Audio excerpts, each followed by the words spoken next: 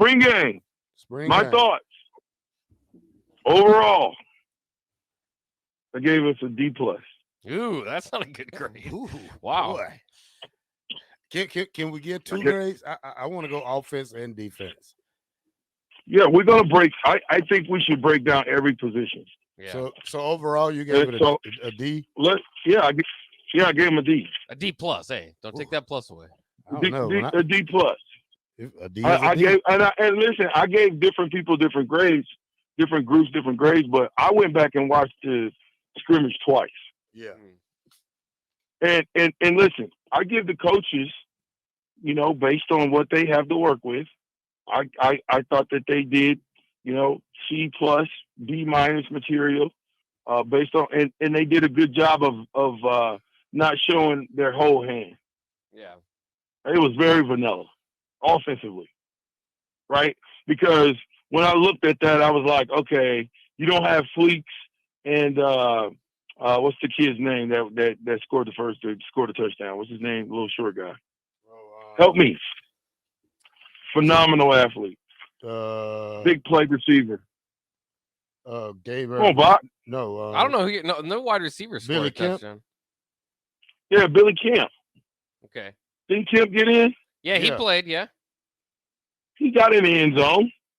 No, I don't think he got in the end zone because I thought he did. It was. I thought he got in there on a little short pass or something. no, there was no passing touchdowns. That was the 2-point conversion. I think. Yeah, yeah. that's what you're thinking of. That's right. Okay, that's what that was. Well, I mean, at least we got that done. Yeah. But I thought, you didn't see all three of those guys playing at the same time, on the same field, and I thought that was a good wrinkle because it kind of made you think, everything was kind of easy because it was mushed up. So I thought that was a good job disguising, what was to come and making the teams evenly distributed. So I thought that from a coaching standpoint, you don't want to tip your hand in spring and say, oh, this is what we're running. So now you can prepare for that. Right. So let's start with quarterback. Well, Let's start with let us give a grade out. We want to give a grade out. I'm sorry. Overall grades, guys. I say C minus. Yeah. I mean, it was kind of sloppy. I did like what I see from the defensive standpoint.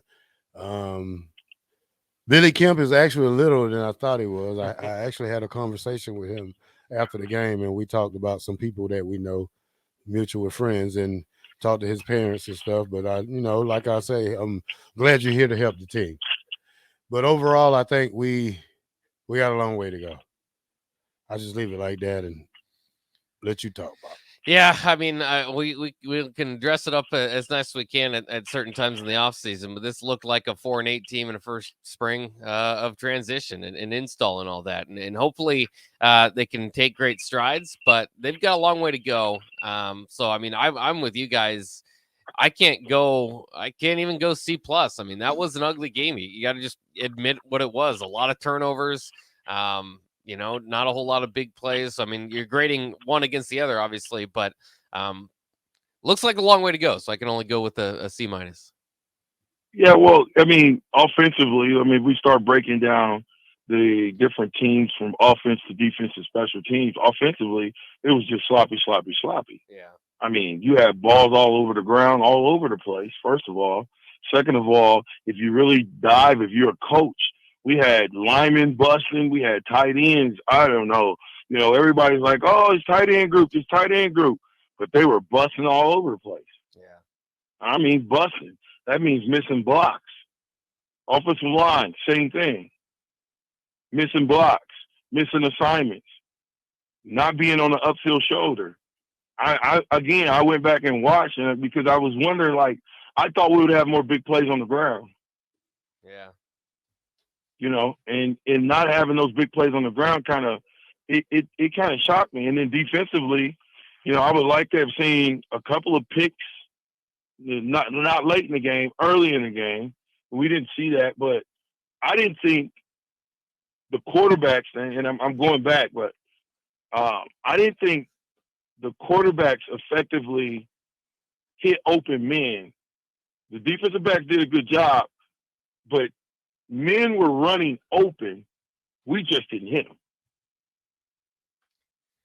Well, it was interesting too, and I think you obviously have to kind of break it apart because I think one guy looked pretty good in Jeff Sims, the guy we expected. Not overwhelming, didn't necessarily convince you that he's definitely going to beat Casey or anything like that, but he looked solid.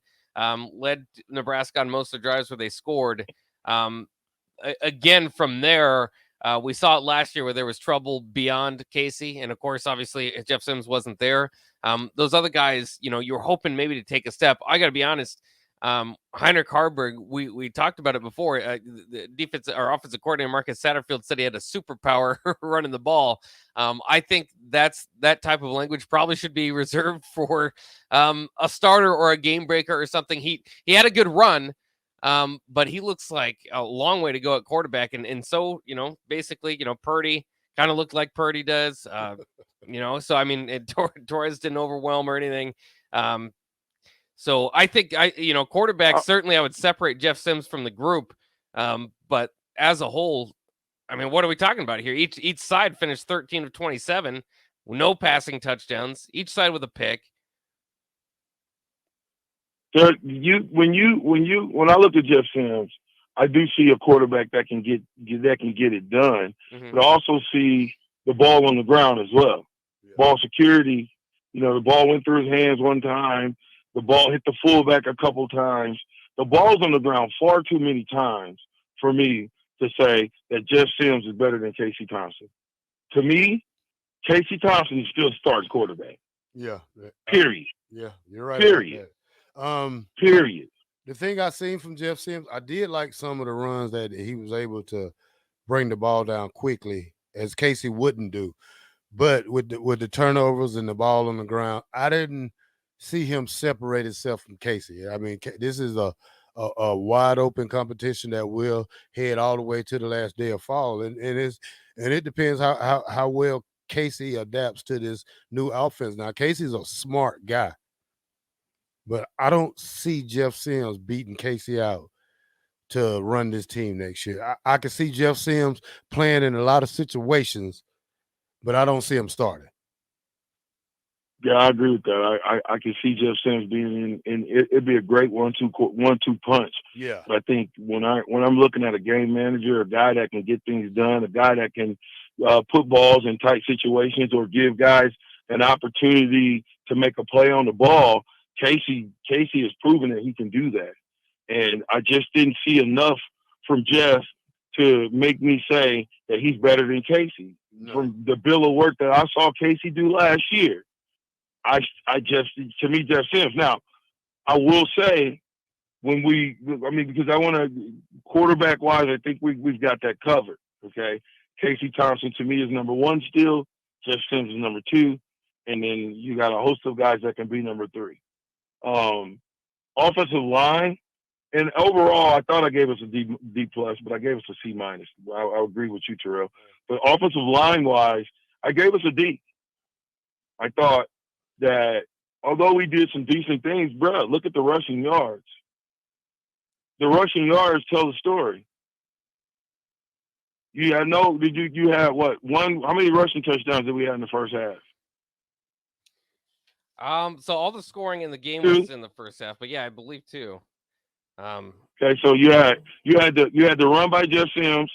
Mm-hmm. That was a design run up the middle, and you had two defenders there who took shots on them, and your quarterback trucked the two defenders. Yeah, and that was the most impressive moment for Jeff Sims to me, and something that does separate him a little bit from Casey Thompson. I don't know if Casey would have done that, but I mean, again, does he do enough to overcome Casey's edge in the passing game? But yeah, the other run, like you were saying, two of them, Gabe Ervin had a 7-yard run as well. I thought offensive line was throwing lookout blocks. Cochran struggled. He struggled. Bryce did fairly. Well, I like the Nuri struggled at times. When I say struggle, that means you didn't do a good job of blocking in space. Blocking in space takes knowing tracks and where a guy is going to be, not where he is. understanding where the ball carrier is going. So I thought that the offensive line as a whole, I thought that they did okay, but I thought that that wasn't. I can guarantee you they're going to be playing better in the fall than they did in the spring game because they'll get more time. They'll get another. Well, we got another 4 or 5 months before the first game, so you'll have that. You'll be working out. You'll be eating well. You'll be trying to get your body in better shape. I thought the guys looked better. It was that for me. It was that second group of linemen. I like that big Hood guy. Whoa.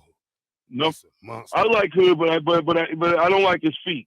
Yeah. I like that second group of linemen though. The Gunnar-Gatula, I think he was on that lineman. That set of linemen that went in the game, I liked them. They were all youngsters, and they were getting after it. I like that. So the future is bright at offensive line.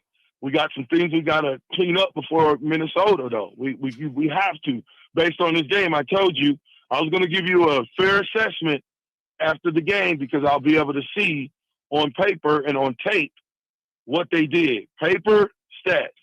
Yeah. Tape, I can go back and watch it today if I wanted to. Well, here's the thing I like though.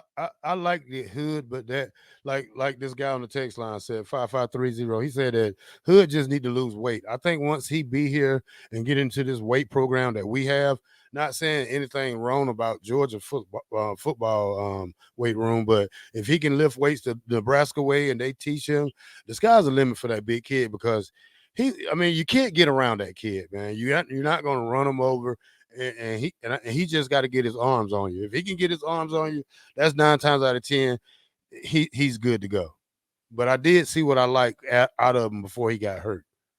Yeah, and to be fair to the offensive line too, they had to play. They played a lot. You saw the gray jerseys out there. They were not getting as much rotation as the other teams. So or the other players on the team. So maybe that factors in a little bit. But I got to tell you guys, each side, you talk about totals averaging less than 3 yards per carry in the ground game. You talk about totals, 18 tackles for loss, 12 on one side, 6 on the other. I know the offensive line was somewhat the problem. They were, somewhat last year, and then they were, kind of beat up and having to play extra in this game as well. But going into the game, that was a concern. Coming out of that game, that remains a concern. Yeah, I'm still concerned about the offensive line. I'm still concerned about the quarterback play. And like I said, when you talk about those two positions, those are going to be key to us being able to be successful against the Minnesotas, against the Colorados, against the teams that we're going to have to beat.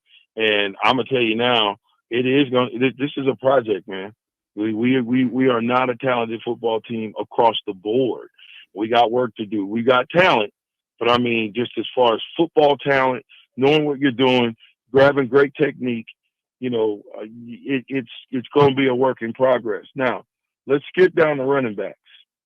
Because I want to know, before I give you guys my grade, and I want to know if you had to go into a football game today, who would be your top 4 running backs? Well, based on the spring game. Okay. I'm going to give you from the bottom up. So I'm going to start at 4. Gabe Ervin. Damn, he went from 1 to 4? Who started? He started the game. Yeah, he started the game off. The first run, I wasn't very impressed with that. I think he could have, if he would have, kept his head up and didn't try to run with the lineman, it was a better run than it should have been. Now, 8 carries for 20 yards, a touchdown, but 2.5 per carry for Gabe. Yeah. 3. And a couple fumbles. Don't forget that. Yeah. So my number 3 right now, it has to be A.J. Allen. He was on the second team, which was on the red team, which didn't generate a lot of things. They only ran the ball 23 times compared to the white team 48 times. Now, the thing about that is because they had Richard Torres, so he wasn't able to have the mobile quarterback to take out the way like Jeff Sims will be able to do it for the white team. Now, 3, my number 2, I go with Ramir Johnson. He had a great game, but my number 1 still is Anthony Grant. 14 carries, 47 yards. Okay, Bach. Yeah, I would probably, the AJ Allen fumble kind of sticks to you, but we know how good he was last year. Obviously, he's had a few not great moments here, including the spring game in camp. He's a guy that I think has the upside to be better than any of these guys. But right now, just based on yesterday's, on the game on Saturday, I think I'd start there at fourth, and then I have Gabe Ervin at third. I'd actually go Anthony Grant second. He looks maybe closer to what he looked early in the year, but the numbers resemble basically what we saw for the second half of the year. Remember, in the first half of the year, he was almost a household name. He's like a top 15 running back nationwide, and then kind of sputtered down the stretch and couldn't quite get to 1,000 yards. Again, yesterday, 14 carries for 34 yards, 2.5 yards per carry. That sounds like second half of the year Anthony Grant. Rahmir Johnson, again, didn't get the early carries. Maybe another staff that's not going to give him a shot. Looked the best, averaged 5.8 yards per carry. Was making moves to kind of in open field to try to gain more. He looked the most elusive. He looks like he has the best game-breaking ability to me. I want to see Rahmir Johnson out on that field. Yeah. When I look at this, it's interesting stat. Out of all four of these running backs, who has the most yards? Actual game yards. Anthony Grant. Perfect. Who's number two? Rahmir. 600 plus. Who's number three? That'd be close. Gabe Ervin. Gabe Ervin and AJ Allen, 2 yards apart. It's Gabe Ervin and AJ Allen. Okay, so here's what I'm saying. Here's what it is for me. Okay, number 4, AJ Allen. I thought he did well, but he put the ball on the ground. Okay, I thought he ran hard when he got his opportunities, but if you put the ball on the ground as a running back, you are useless. Okay, Gabe Ervin had two fumbles. The run he had was his best run of the entire day. He got his shoulders down, and I thought he did well getting into the end zone, making a couple of guys miss. But he didn't necessarily shock me and impress me. Rahmir Johnson, on the other hand, I've always said, and I'm on with Bach, Rahmir Johnson deserves to be out on that football field somewhere running that peel because he got back to a cutback. Only real running backs can get back to holes. Real running backs can see holes and slither through them, and then they keep their feet turning and they fall forward. That to me was I like that out of Rahmir. Okay, you got to continue to work on pass proing. You know what I mean, picking up blitzes and of the such. I think Gabe struggled a little bit in that as well. But I thought Anthony Grant, with his blitz pickups, with his ability to run between the tackles, and let me tell you, when there was nothing there, there was nothing there. There was lookout blocks. There was all types of things being thrown, but real blocks. So I thought Anthony Grant, he looked polished. He looked like he got his shoulder lean, and I liked how he hit those holes. And so I would go with him number 1, Rahmir Johnson number 2, and Gabe Ervin and the youngster as a number 3, 3, 1, A and B. That's where I'm at with it as right now. Yeah, and it's going to be fun to watch that battle go on, and I think it'll go on through the fall too. Is that Anthony Grant certainly has the numbers, and maybe he's your most reliable, so maybe he'll get the lion's share of those carries. But I think this is a staff as opposed to last year that's going to mix it up a little bit more, try to get more on the ground game if they can pick up those first downs. So I think you'll see more. I mean, this. We talk at times like I need my number 1 guy, or should this be a running back by committee? To me, it looks somewhat like a running back by committee, and that's not a bad thing because I think they have the guys there to make up a good committee. I don't know if they have the number 1 back. I think they do. I think Grant is the number 1 back, and I think Rahmir is a great number 2. He gives you something different. He gives you a different game than Grant does. He's more of a slasher type. He's got good feet. He can see holes. He's got vision. And so I think that 1-2 punch, I don't know if we can go 3-4 deep. If you have to because of injury, then you do. But I think those 1-2 guys at the top of the food chain should get the lion's share of the carries. if they're still playing at the top of their food game and they get bigger, stronger, faster over this off season, this summer season going into this fall, I think those two guys will give you your best chance to win. And I'm not taking anything away from Gabe and the youngster. I'm just simply saying, based on the spring, those two guys look like they were a couple of notches above those two guys.